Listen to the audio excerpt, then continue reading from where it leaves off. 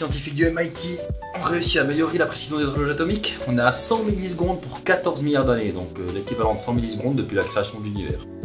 Ah ouais, c'est sacrément précis. Par contre, je pense qu'on va les perdre si on parle d'intrication quantique aujourd'hui, mais ça me donne une bonne idée pour aujourd'hui.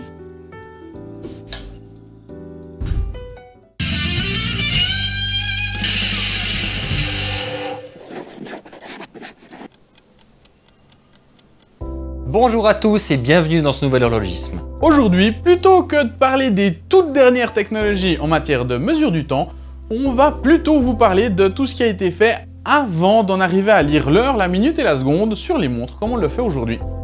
Accrochez-vous bien parce que je pense que certaines méthodes pourraient vous surprendre. Mais avant d'entrer dans le vif du sujet, il va falloir faire un peu d'astronomie, car avant de mesurer des heures, on mesurait surtout des phénomènes naturels qui revenaient régulièrement.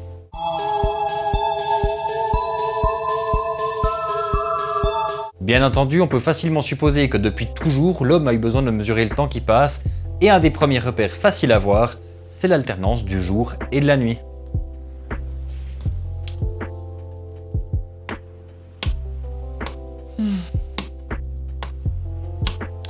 Ce phénomène, comme vous le savez très certainement, est dû à la rotation de la Terre sur elle-même, qui vous donne l'unité de la mesure du jour. Sauf que compter le temps en termes de jours, c'est pas très pratique. Typiquement dire « je suis vieux de 11 352 jours ». On se rend pas bien compte de ce que ça peut représenter. Du coup, il a fallu trouver d'autres phénomènes célestes qui revenaient un peu plus régulièrement, et celui qui venait le plus souvent après le jour, c'était la Lune, avec son cycle d'un peu plus de 29 jours. Ce phénomène a donné la notion des mois dans la majorité des calendriers antiques, comme chez les Mésopotamiens ou les Grecs.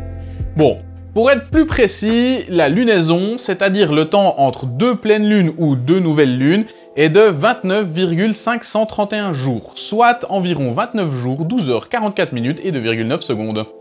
Encore une fois, compter en mois c'est bien joli, mais on se fait pas non plus facilement une idée du temps qui passe. Pour reprendre l'exemple d'avant, dire « j'ai 373 mois d'existence », c'est beaucoup moins simple que quand on a un bébé de 18 mois. Ouais, 363 divisé par 12, je retiens 2... Ouais. Il a donc fallu continuer d'observer le ciel et de noter d'autres éléments comme les saisons, et c'est à ce moment-là qu'on a calculé qu'au bout de 4 saisons et tous les 365 jours, le soleil et les étoiles étaient à nouveau au même endroit dans le ciel. C'est ce qu'on appelle plus communément les années. Et là, avec ces dernières indications, vous pouvez facilement deviner mon âge en années. Bon, après on a eu besoin de plus de précision, ne serait-ce que pour faire des analyses plus précises de ce que les astronomes voyaient comme phénomène dans le ciel. On a donc divisé le jour en 24 heures, puis chaque heure en 60 minutes, et chaque minute en 60 secondes.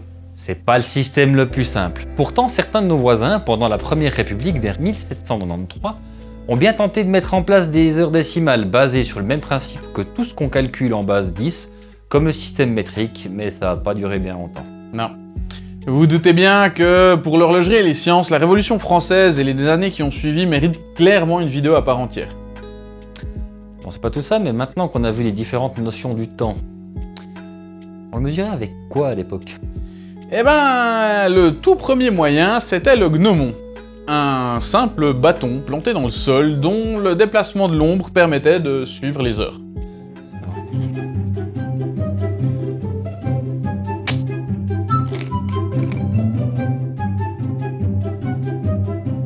Bon alors, il est quelle heure?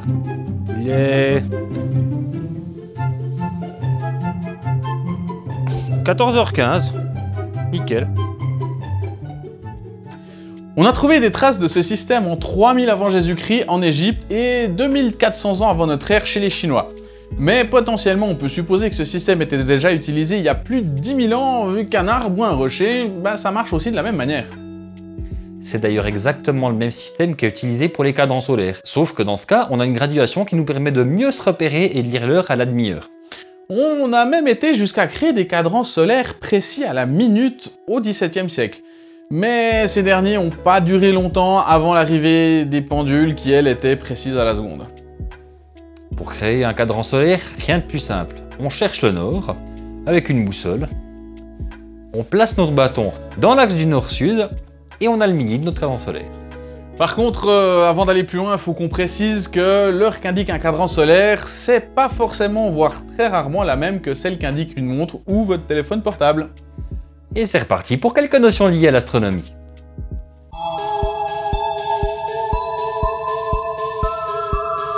Ce qu'on cherche comme base pour le gnomon ou le cadran solaire, c'est ce qu'on appelle le midi vrai.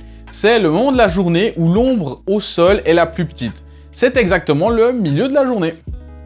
Par contre, pour les puristes, on dit que le soleil culmine et non qu'il est au zénith, car le soleil ne peut être au zénith que dans les régions tropicales au niveau de l'équateur. Oh là! Et ça, c'est dû au fait que l'axe de la Terre est incliné.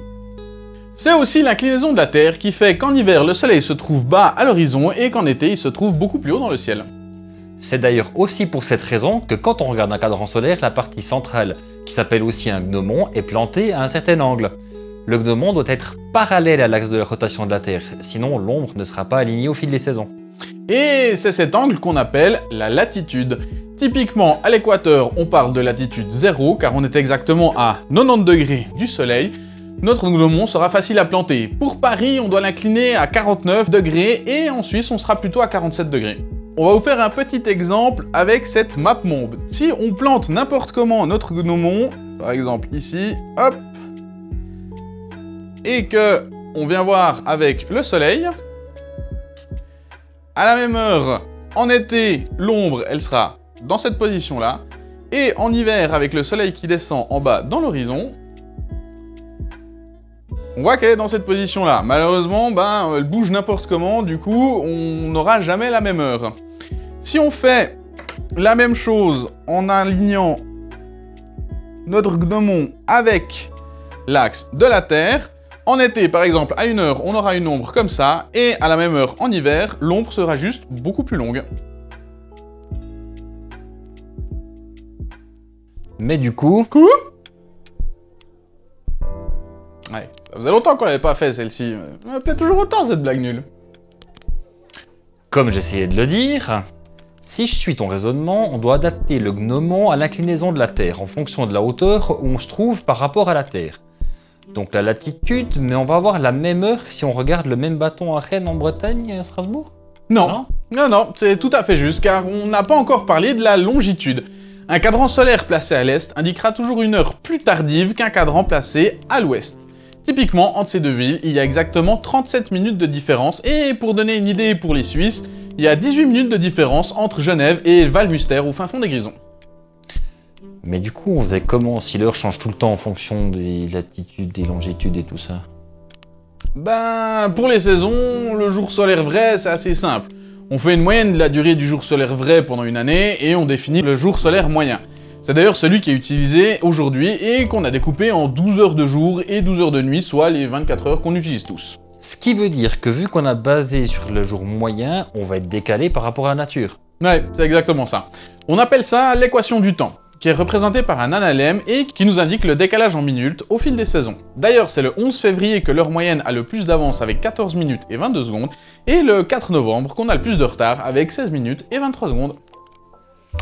Ce nom me dit quelque chose. On n'a pas fait des montres avec l'équation du temps. Ouais, bien sûr, les horlogers, ils adorent créer des complications basées sur l'astronomie. Mais pareil, il faudra qu'on creuse un peu plus le sujet dans une autre vidéo, surtout que les calculs de l'équation du temps, c'est vraiment hyper intéressant. Bon, ok, mais avec des heures moyennes, si chacun a sa propre heure, ça a dû foutre le bordel. Ils ont bien dû unifier le tout à un moment donné, non? Oui, mais pas tant que ça. Il aura fallu attendre 1891 en France pour que l'heure de Paris soit officiellement définie comme heure nationale. C'est surtout à cause des trains qu'il a fallu unifier les horaires, car ça devenait vraiment le bordel de gérer des heures différentes à chaque gare. Pour la Suisse, c'est principalement à cause du réseau télégraphique qu'il a fallu unifier les heures, et c'est en 1853 que le Conseil fédéral a fait adopter l'heure moyenne de Berne pour l'ensemble de la Suisse. Et pour la petite anecdote, c'est l'observatoire de Neuchâtel qui fixait l'heure pour l'ensemble de la Suisse en 1860. Donc, au début du XXe siècle, chaque pays avait défini sa propre heure et on est d'accord que c'était encore le bordel pour les trajets internationaux. C'est ça, c'est pour ça qu'on a créé les fameux fuseaux horaires qui découpent la Terre en 24 heures et 24 tranches de 15 degrés. Si on regarde la carte des fuseaux horaires, les mecs devaient avoir sacrément picolé vu les découpes. Ouais, il y a eu pas mal de discussions houleuses, hein, surtout comme d'hab entre la France et l'Angleterre qui voulaient être le méridien 0 et les autres pays ont à peu près tiré les fuseaux horaires comme ça les arrangeait. Typiquement, les États-Unis sont étalés sur 6 fuseaux horaires, alors que la Chine, qui fait à peu près la même taille, est sur un seul fuseau horaire. Et on parle même pas de l'Espagne qui est sur le même fuseau horaire que la France, alors que géographiquement, elle est plus alignée avec l'Angleterre. Ouais, ça a l'air d'être encore une belle histoire entre la France et l'Angleterre. Je te le fais pas dire, mais elle est surtout liée au chronomètre de marine et à la création des méridiens, et ça, faudra encore attendre un petit peu pour avoir cette histoire. Donc n'hésitez pas à vous abonner et à activer la cloche. Bon, mais là, on est allé sacrément loin, non? Ouais, je me suis peut-être un peu laissé emporter. On en était au cadran solaire. Mais on avait d'autres moyens, non? Bien entendu. D'ailleurs, il y avait d'autres instruments de lecture de l'heure avec le soleil, typiquement l'anneau de paysan, qui est une sorte de cadran solaire en forme d'anneau, ou bien la montre du berger, qui elle est un cadran solaire cylindrique, voire encore le SCAF, qui lui est un cadran solaire avec un cadran concave. Bon, c'est bien beau, mais la nuit, on faisait comment? Bien pour calculer des temps plus courts. Alors, pour les temps plus courts ou pour la nuit, on avait des moyens de mesure dits à écoulement. Je pense que vous me voyez venir, on a le sablier comme celui qu'on a dans nos jeux de plateau et qui est apparu vers l'an 1000. Dans le même principe, mais en bien plus vieux, puisqu'elles apparaissent vers 3500 avant Jésus-Christ, on a la clepsydre, qui utilise cette fois-ci de l'eau qui s'écoule au fil du temps, et c'est le niveau de l'eau qui nous indique le temps qui passe. Dans le même principe, on a également la chandelle horaire et qui apparaît au 9e siècle, qui est graduée et en se consumant, on mesure le temps qui passe. Toujours avec une flamme, on a une lampe à huile, on viendrait mesurer le niveau d'huile restant pour savoir combien de temps s'est écoulé. Et au 5e siècle avant notre pote JC, les Chinois utilisaient une horloge à feu ou à encens. Le principe est assez simple, l'encens brûle à vitesse constante. On place notre encens dans un système spécifique avec des boules métalliques tenues par des fils de soie. En brûlant, l'encens vient brûler le fil et fait tomber les boules à intervalles réguliers, permettant de suivre l'écoulement du temps de manière sonore. Au final, toutes ces inventions seront utilisées en tout cas jusqu'à l'apparition des premières pendules, voire plus encore.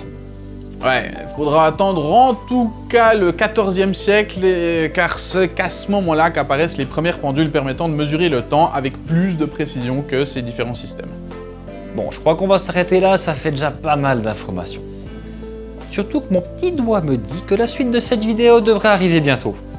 Si vous avez d'autres questions, n'hésitez pas à nous les poser en commentaire, abonnez-vous et activez les notifications pour être au courant des prochaines vidéos, mais ça, vous commencez à le savoir. N'hésitez pas à partager nos vidéos et à nous lâcher un petit pouce bleu, ça nous permet d'avoir un meilleur référencement. Et si vous voulez avoir des infos en avance, n'hésitez pas à nous suivre sur les réseaux sociaux, que ce soit Facebook ou Instagram, on essaie d'être régulièrement actifs dessus. En attendant, pour ceux qui veulent creuser un peu plus ce sujet, on vous met toutes les sources en description. Du coup, nous, on vous souhaite tout de bon, et à la prochaine. Si je suis ton raisonnement, on doit adapter le... Est-ce qu'on la refait un peu toute celle-là? Petite lessive. De l'axe du cadran, plantez le bâton. Hop, hop.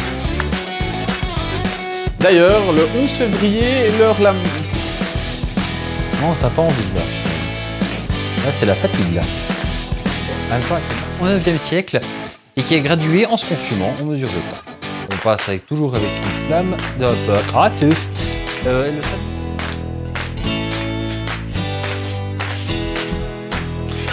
t'as encore des efforts à faire niveau boulot en tout cas. Ouais, c'est pas demain qu'on va faire un tuto moulot. Ah merde, j'étais persuadé d'être hyper bon quoi. Non mais continue de l'être. Espoir dans la vie.